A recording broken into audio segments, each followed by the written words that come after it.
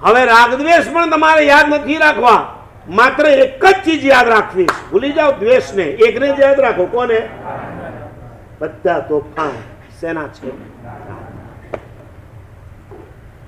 ચા ભાવી નહીં, કારણ શું?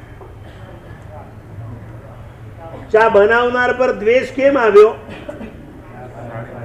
ઓલીએ સરસ સરસ ઉપમા બનાવ્યો, ઘરમાં ગરમ ટમેટા બમેટા બધું નાખી કરીને એટલો ટોપ બનાવ્યો, તોય ઓલા એ પછાડ્યો. તને તો કઈ આવડતું જ નહીં. શું નથી આવડતું? આ ઉપમાને મેં ફેસબુકની અંદર મૂક્યો તો 600 લાઈક મળી, ઇન્સ્ટામાં 700 લાઈક મળી, અને 100 જણાએ તો યમ્મી કીધું તું. એક તમે જ છો એવા, કઈ ખબર જ નથી પડતી તમને. એક ઉપમા બનાવ્યા પછી તમને ન ભાવે, એક ચા બનાવ્યા પછી તમને ન ભાવે, વાય? ઉપમા ઉપર શું છે? એટલે એને જેણે એને બનાવ્યો એના ઉપર શું આવ્યો? ઉપમા ઉપર રાગ જ ના હોત તો બનાવનાર ઉપર દ્વેષ આવત ખરો? હજી આના કરતા સારા કોઈ એક્ઝામ્પલ આપવાની જરૂર ખરી તમને? પ્રેક્ટિકલ. આખી દુનિયાને સતાવનાર, નચાવનાર કોઈ હોય તો રાગ. રાગના તોફાન. ચાહે રામાયણ અને મહાભારત હોય, અલ્ટિમેટલી તો શું હતું? રાગ હતો ને. રાવણને સીતા ઉપરનો રાગ થયો રામાયણ, અને દુર્યોધનને હસ્તિનાપુર નગર મેળવવાનો શું હતો? રાગ. એમાંથી શું ઉત્પન્ન થયો? તમારા સંસારની વાતો કરો. સગા ભાઈ ઉપર દ્વેષ કેમ થાય? કેમ સગા ભાઈની સામે કોર્ટે કેસ કરો છો? કોર્ટના પગથિયાં ચડો છો? કારણ કે તમને રૂપિયા ઉપર શું છે? એક મા બાપ પણ જરાક પાર્શિયાલિટી કરી નાખે, ઓછું વધતું કરી નાખે છે ને, તો પણ તમને તમારા મા બાપ પ્રત્યે દ્વેષ થાય છે. કારણ કે મા બાપ કરતાં પણ ચડિયાતું એ જે બટવારા થયા છે ને, એને તમે તમારા મા બાપ કરતાં ચડિયાતા માને છે.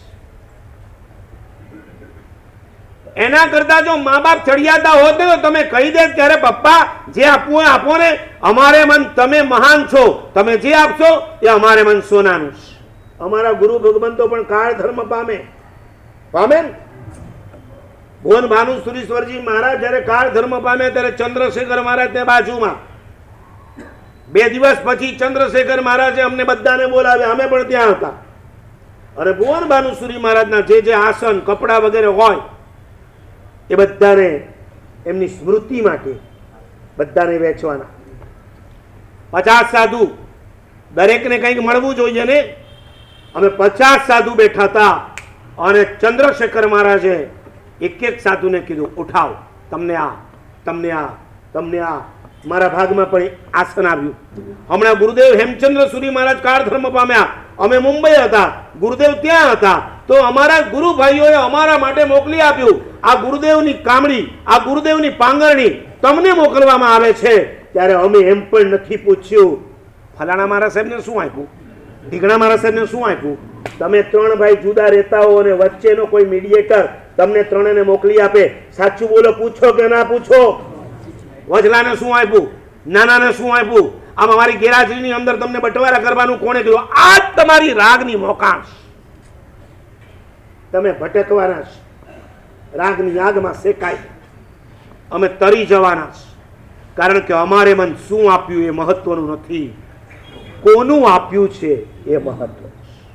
આટલા મોટા મહાપુરુષ જેને વર્ધમાન તપની 108 હોળી કરી હોય, એનો નાનકડો એક ટુકડો પણ મળી જાય, આ શરીરને અડી જાય તો આ શરીર પાવન બને.